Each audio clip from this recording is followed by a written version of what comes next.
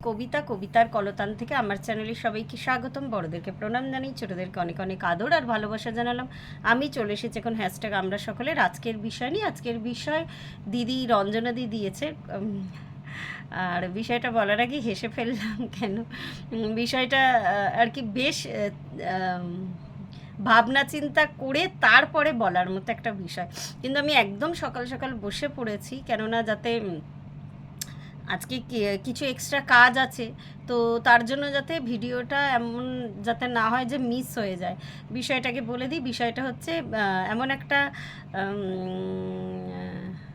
সময় এখন এসেছে যেটা থেকে বোঝা যাচ্ছে যে আমি ধর্মের সাথে আছি না অধর্মের সাথে আছি। তো সেরকম একটা এক্সাম্পল দিয়ে বুঝিয়ে দাও তো। একটাই ছোট করে ভিডিওটা করব অবশ্যই। আমার তো মনে হয় যে আমি ধর্মের সাথেই আছি। এটা আমার মানে বলার সাহস বা ধৃষ্টতা এর জন্যই হচ্ছে যে আমি, শুধু আমি নয় বা আমরাও বলতে পারি, আমরা এখনও হ্যাশট্যাগ আমরা সকলের ভিডিও করে যাচ্ছি। আমাদের কোনো এখানে লাভ লোকসান ক্ষতি আলোচনা সমালোচনা কিচ্ছুর মধ্যে আমরা যাই না। আমরা চাই কিছু মানুষের সাথে মনের কথাগুলো শেয়ার করতে। শুধু মনের কথা নয়, এমন কিছু কথা যাতে মানুষ বুঝতে পারে যে এই যে এখন একটা ট্রেন্ড এসেছে ইউটিউবে, যে এত ধামাকা, এখন একটু হয়তো কমেছে জানি না, আমি দেখিও না, ওই জন্য হয়তো আসে না। মানে এত ধামাকা, মানে কি বলবো আর কি, মানে ধামাকাই শব্দটা বেরাচ্ছে, মানে বিভিন্ন দিক থেকে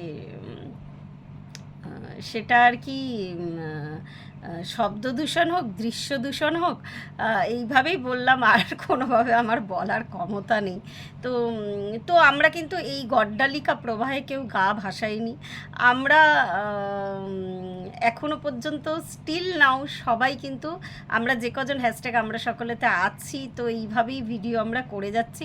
শুধু হ্যাশট্যাগ আমরা সকলের যখন আমরা ট্যাগ ছাড়াও ভিডিও করি, তারাও খুব সুন্দর সুন্দর, যেমন সুস্মিতা দি, শাশ্বতী আন্টি, দিদি তো, রঞ্জনা দি তো আছেই আছে, মানে আমরা প্রত্যেকে, মধু, মিষ্টি, শ্রাবণী, প্রত্যেকে আমরা যখন ট্যাগ ছাড়াও ভিডিও করি তখনও কিন্তু আমরা ধর্মের পথ থেকে সরি না। তো এটা থেকেই বোঝা যায় আমরা ধর্মের পথে আছি। আর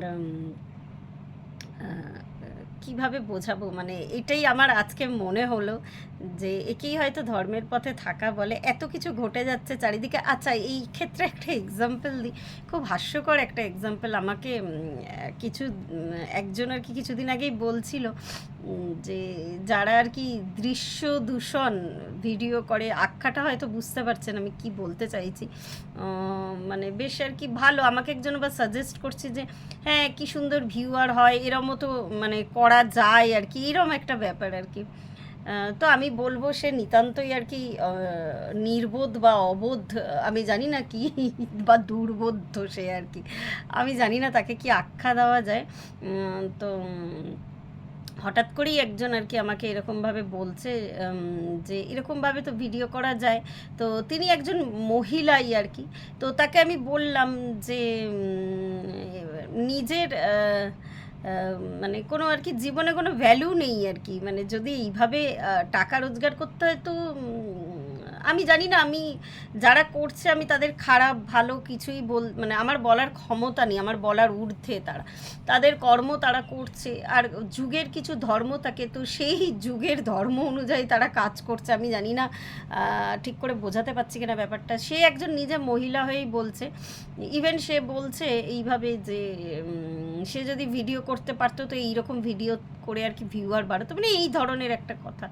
তো নিজের এথিক্স জলাঞ্জলি দিয়ে আমি আজ পর্যন্ত সেভাবে কিছু করেছি বলে, আমার জ্ঞানও তো করেছি বলে আমার মনে হয় না যে নিজের এথিক্সটা তাহলে তো অন্যভাবেও বিসর্জন দেওয়া যায়, তাই না?